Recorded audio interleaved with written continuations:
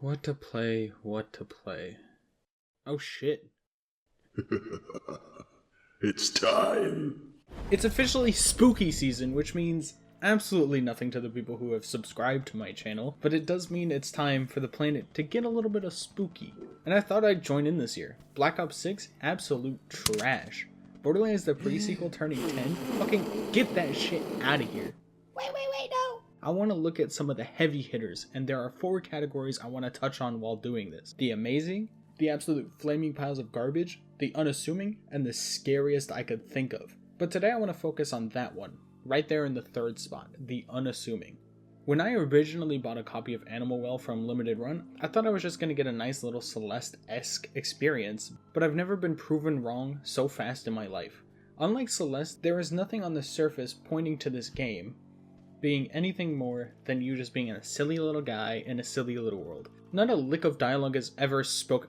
I mean, that's kind of a lie. A random ass toad says he likes the dark. But I thought I was just going to be platforming and collecting eggs. I originally wasn't even going to make a video on this, but it so quickly delved to levels I could have never expected. From what I could tell, it was just gonna be a fun, short puzzle platformer.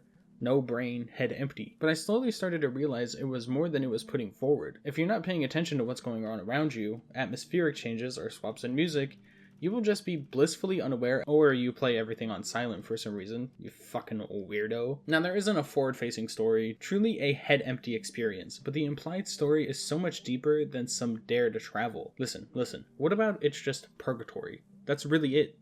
But you wouldn't think of that just skipping around like nothing mattered. But I'm sure you'd get hit with a ton of bricks exactly like I did if you didn't look into the game, just like I didn't. We run around as happy as can be looking at the beautiful models and fun blue ghostly animals every once in a while. Then we just get hit with the biggest switch up. Walking around looking at the ruins, the statues, when on a dime a blue orb starts booking it towards you. And when it does get you, a bright white flash and the screen shakes. It's genuinely horrifying. In this sort of purgatory, the things that are the scariest or the most detrimental to you are the ones hiding in the darkest corners, trapped, sad, and their biggest weakness is light. A lot of monsters we see don't ever cross over light or just straight up explode near it, and the ones who are adverse to light tend to be the most aggressive. Like I said, there isn't lore up front and center, and nobody really knows what is going on besides your little Mexican jumping bean, but a purgatory where souls get stuck in the statues and in the items that once meant something to them tells a lot without saying much. I want to go back to something I talked about being their adversity to light and the little funny ways that we use that to our advantage. The combat is as bare bone as it gets, and by that I mean there is really no combat at all, which makes for such a harrowing experience having no real way to fight back besides tossing firecrackers, which when I first threw one, I kind of just expected them to leave me alone for a second, but no, the light just fucking obliterates them.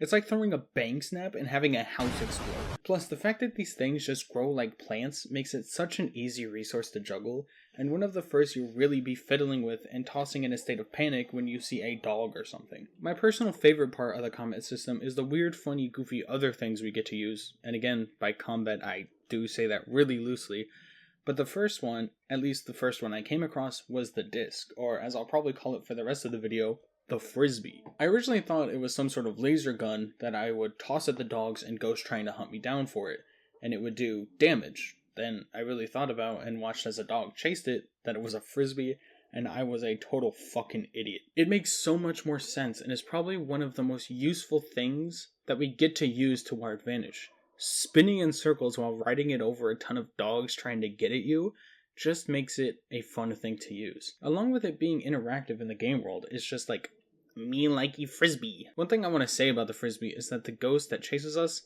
that's not a dog. When trying to look for lore about what's going on or the theories, people kept saying the ghost dog that chases you. Do you not know biology? In what world is that a fucking dog? That's a cat. You could argue it looks like a Yorkie that's been electrocuted, but we have an example of what a ghost dog is, and we return the fake disc to its rightful owner, the dogs. The cat disappears, because the disc was falsely attached to the ones without a physical connection, because cats don't play with discs. But I didn't escape the fucking thing without almost an hour of pain of finding the best way to get away from it, which made a really refreshing boss fight.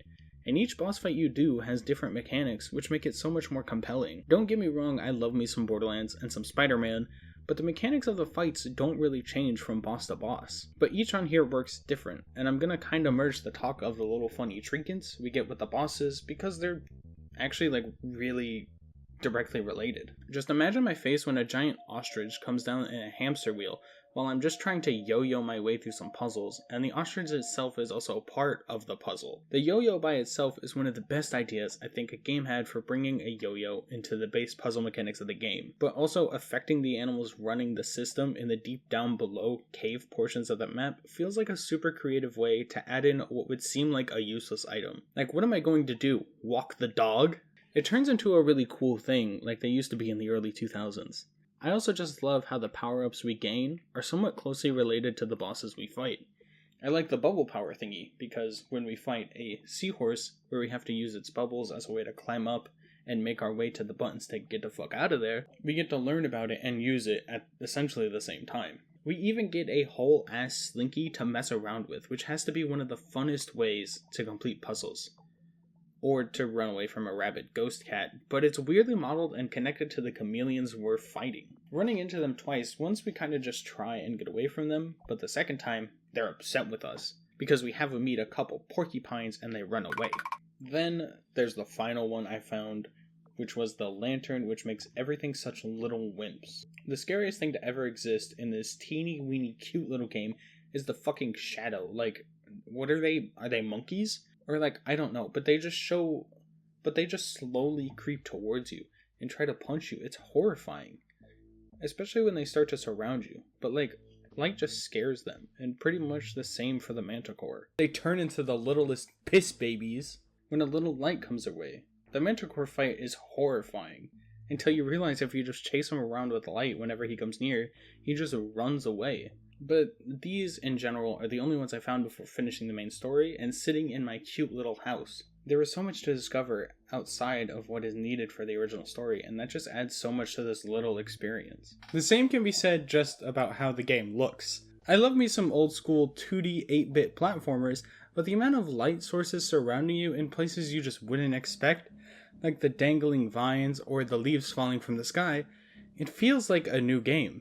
But keeping a lot of the same simple mechanics that I feel a lot of modern 8-bit games get wrong.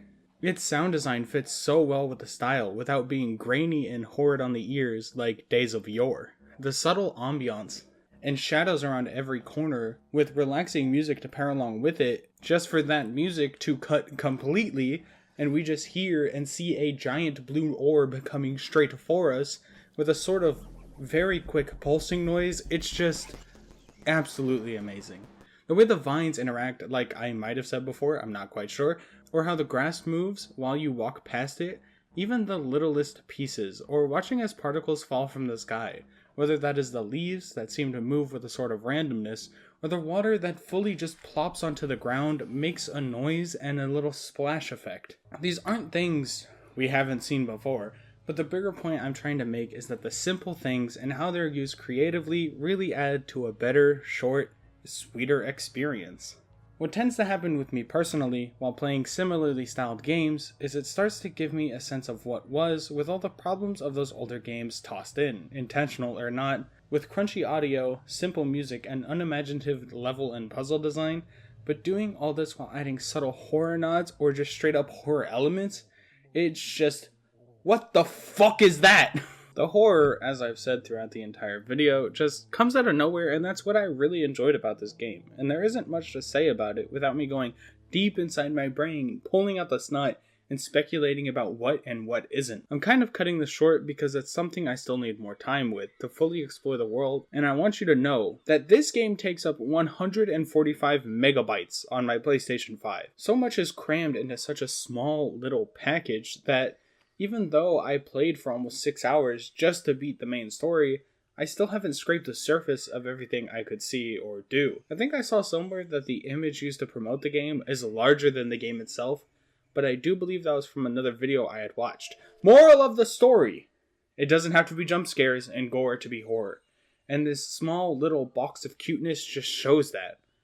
But it wouldn't be Spooky Month without something a little harsher, right? This is a first-rate town, but all you ever notice are the ways it stretched too far. And it has been knocked down while some of us are still left here between the skies. Okay, listen. I got the chicken Big Mac. We're gonna try it together. Okay. First bite. This shit is ass.